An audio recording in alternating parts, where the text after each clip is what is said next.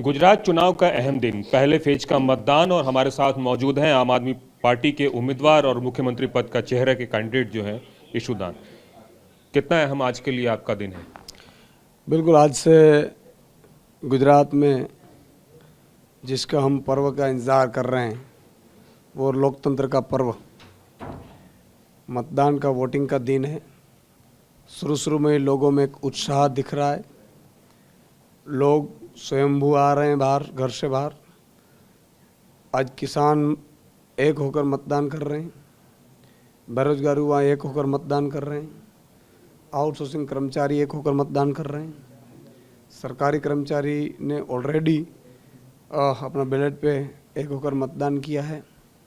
गरीबों, वंचितों, शोषितों, वो भी महंगाई से पीड़ित हैं, वो भी एक होकर मतदान कर रहे हैं।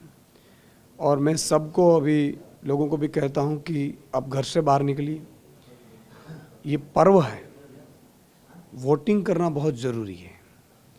हमें अधिकार जो दिया गया है, स्वतंत्र भारत का, लोकशाही का पहला जो फैसला, पहला कदम है वो मतदान है, वोटिंग है।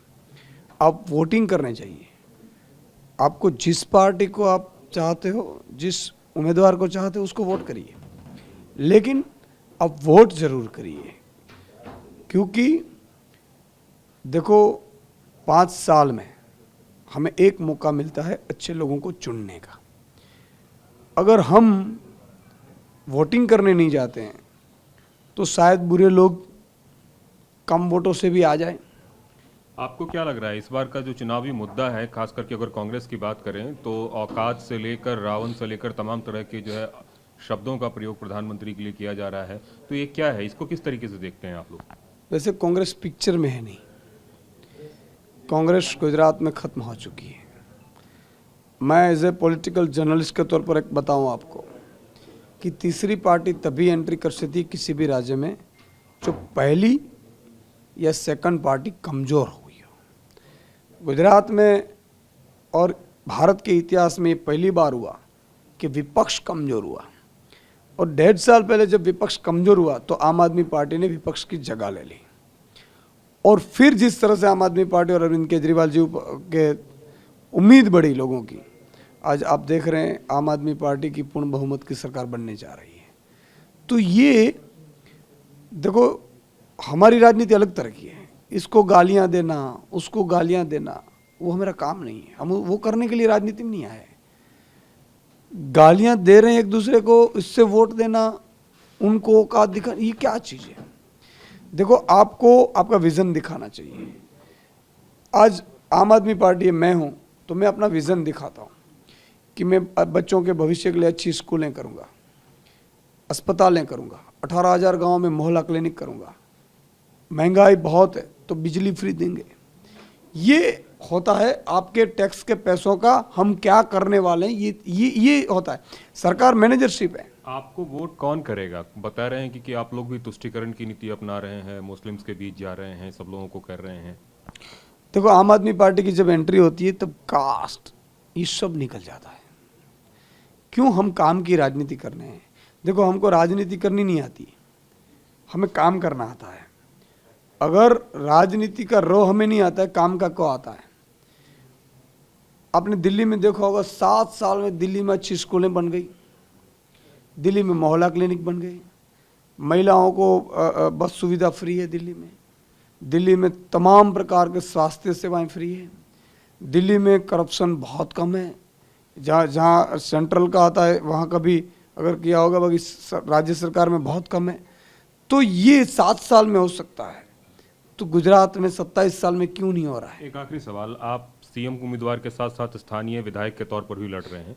आपके सामने कांग्रेस और भारतीय जनता पार्टी दोनों के उम्मीदवार हैं। उन दोनों उम्मीदवारों का किस तरह आकलन करते हैं? देखो, सबको अपनी अपनी तरह से मेहनत करनी चाहिए। लोकतंत्र की मजा ही यही है। वो भी मैं अच्छे दोस्त रहे हैं, यही तो लोकतंत्र का मजा है। लेकिन जिस तरह से लोगों की उम्मीद है आम आदमी पार्टी की तरफ, अब भाजपा कांग्रेस को इसलिए लोग वोट देंगे तो क्या मिलेगा, ये भी है। भ्रष्टाचार चरम सीमा पे है। आम आदमी पार्टी में वोट देंगे तो महंगाई का एक होता है कि भाई उसमें राहत मिलेगी, तो लोग ये देख रहे हैं। मैं यहाँ जिस तरह से हमारा इंटरनल सर्वे कह रहा है, अरविंद जी ने भी लिख कर दिया है। जब अरविंद जी लिख कर देते हैं तो वो आप मान कर चलिए कि फेविकॉल की तरफ होता है। पंजाब में लिख कर दिया, दिल्ली में लिख कर दिया, यहाँ पे भी लिख कर दिया कि आम आदमी पार्टी की पूर्णबद्ध की सरकार बन रही है और गोपाल इटालिया जी, ईशुदान गढ़वी जी और अल्पेश कथीरिया जी भारी मार्जिन से जीत रहे हैं। तो अरविंद ने तो सिर्फ 3 सीट की गारंटी दी है, आपने भी कोई गारंटी ली है कितने सीट हो रहे हैं? क्या आपका इंटरनल सर्वे कर रहा है? हमारे पास, हमें इंटरनल सर्वे में पता चल चुका है कि हम कितने सीट जीत रहे हैं, लेकिन हम सीटें में इस बार बताएंगे नहीं, ये स्ट्रेटजी है। लेकिन अरविंद जी को और हमें पता है पूर्ण बहुमत की सरकार गुजरात में आम आदमी पार्टी की बन रही है और 8 दिसंबर को परिवर्तन की लहर जगेगी।